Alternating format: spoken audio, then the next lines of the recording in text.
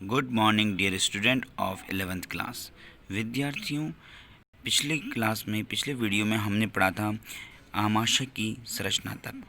हम पाचन तंत्र के बारे में पढ़ रहे थे, जिसमें हमने मुख गुहा, ग्रसनी, ग्रसिका और आमाशय के बारे में पढ़ा था। आज हम पढ़ेंगे छोटी आंत के बारे में, छोटी आंत की संरचना के बारे में।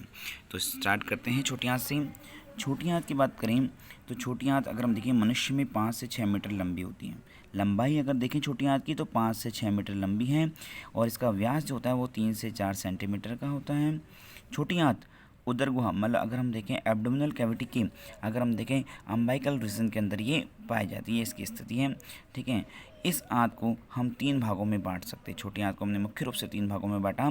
सबसे पहला ड्यूडेनम, जिसको ग्रहणी भी कहते हैं, ये छोटी आंत का सबसे प्रारंभिक भाग है, जो कि अंग्रेजी के सी के आकार का होता है। इसकी लंबाई लगभग 25 सेंटीमीटर के आसपास होती है और ये आमाशय के पाइलोरिक भाग से प्रारंभ होती है। जो आमाशय का जिस भाग से ये छोटी आंत जुड़ी रहती हैं उसको पाइलोरिक भाग कहते हैं, कल हमने पढ़ा था। ठीक है, होकर फिर आगे जेजुनम भाग तक जाती है। ठीक है, ये छोटी आंत का मध्य भाग है, जिसको जेजुनम कहते हैं, वहाँ तक ये प्रवेश करती है। ड्यूडेनम के मध्य भाग में फूली हुई संरचना पाई जाती है, जिसे ओडाई के कपाट कहते हैं। ठीक है, इस अगर हम बात करें जो ड्यूडेनम भाग है, ग्रहणी वाला भाग है, इसमें फूली हुई संरचना पाई जाती है, जिसे हम ओडाई अवरोधनी कहते हैं। यहाँ से पित्त वाहिनी व अग्नाशय जो है, अगर हम बात करें अग्नाशय वाहिनी जो है छोटी आंत में आकर के खुलती है। ठीक है, तो जब छोटी आंत में पित्त वाहिनी और अगर हम बात करें अग्नाशय वाहिनी आगे खुलती है, उस मार्ग को, उस भाग को हम कहते हैं जो है ओडाई की अवरोधनी। ठीक है, बात करते हैं आगे जेजुनम वाले भाग की। तो देखो, जेजुनम वाले भाग में बात करें तो ये छोटी आंत का मध्य का भाग है, जिसकी लंबाई लगभग 2 मीटर तक होती है। ये अग्रभाग से ड्यूडेनम ग्रहणी द्वारा तथा पश्च भाग में ईलियम के द्वारा जुड़ी रहती है। छोटी आंत का सबसे पश्च भाग ईलियम कहलाता है। और अगर हम जेजुनम वाले भाग में अंगुलिनुमा प्रवर्ध पाए जाते हैं, जिन्हें हम अगर हम देखें दीर्घरोम या अंकुर या विलाई भी कहते हैं, सूक्ष्म अंकुर भी इनको कहा जाता है। इनका मुख्य कार्य भोजन के अवशोषण की सतह के क्षेत्रफल को बढ़ाना। मेन काम भोजन के अवशोषण के क्षेत्रफल को बढ़ाना होता है। ठीक है, इसके बाद अगला जो छोटी आंत का जो सबसे अंतिम भाग है उसको ईलियम कहा जाता है। ये छोटी आंत का अंतिम भाग है, जिसकी लंबाई लगभग 3 मीटर होती है। इसका प्रारंभिक भाग तो जेजुनम से तथा पश्चिम भाग इसका बड़ी आंत से जुड़ता है।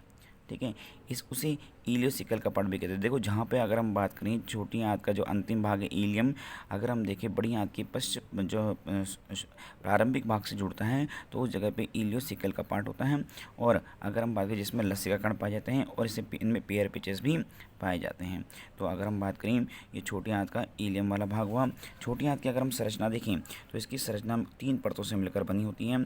ठीक है, सबसे भारी परत जो है वो बिल्कुल ग्रसनी के समान, अगर हम बात करें जैसे ग्रसनी में सिरोसा की परत थी, बिल्कुल उसी प्रकार से सिरोसा होती है। ठीक है, फिर मध्य परत भी बिल्कुल ग्रसनी के समान मस्कुलरिस परत जो हमने पढ़ी थी। ठीक है, कि पेशीय स्तर और वर्तुल पेशी जो है, अगर हम देखें अंधेरी पेशी और वर्तुल पेशियों से मिलकर के पेशीय स्तर बना होता है।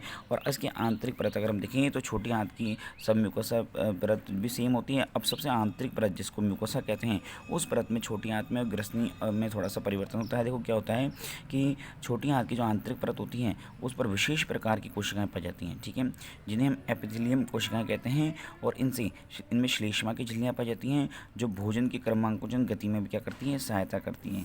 साथ ही इन एपिथेलियल कोशिकाओं में अंगुलिनुमा प्रवर्धी भी पाए जाते हैं। ठीक है, जिन्हें हम दीर्घरोम में विलाई कहते हैं। और इन दीर्घरोम में विलाई के द्वारा वसा का पायसीकरण होता है। वसा का पायसीकरण मतलब वसा को छोटे छोटे टुकड़ों में तोड़ा जाता है। ठीक है, तो अगर हम बात करें यहाँ पर, अगर हम बात करें छोटी आंत की संरचना की, बात करते हैं बड़ी आंत की संरचना की। तो देखो, बड़ी आंत में बात करें तो ये पाचन तंत्र का अंतिम भाग है। ठीक है, इसकी लंबाई अगर बड़ी आंत की देखें तो 1 से 1.5 मीटर तक होती है। और इसी अगर हम देखें मुख्य रूप से 4 भागों में बांटा गया है। बड़ी आंत को मुख्य रूप से हमने 4 भागों में बांटा। सबसे पहला भाग अगर हम देखें सीकम कहलाता है। सीकम की बात करें तो ये बड़ी आंत का पहला भाग है। बड़ी आंत की शुरुआत यहीं से होती है, जिसकी संरचना नलिका रूपी होती है। बड़ी आंत का वह भाग जिस स्थान से वह छोटी आंत से जुड़ता है, ठीक है, उस भाग पर अगर हम बात करें एक 8 से 10 सेंटीमीटर लंबी संरचना होती है।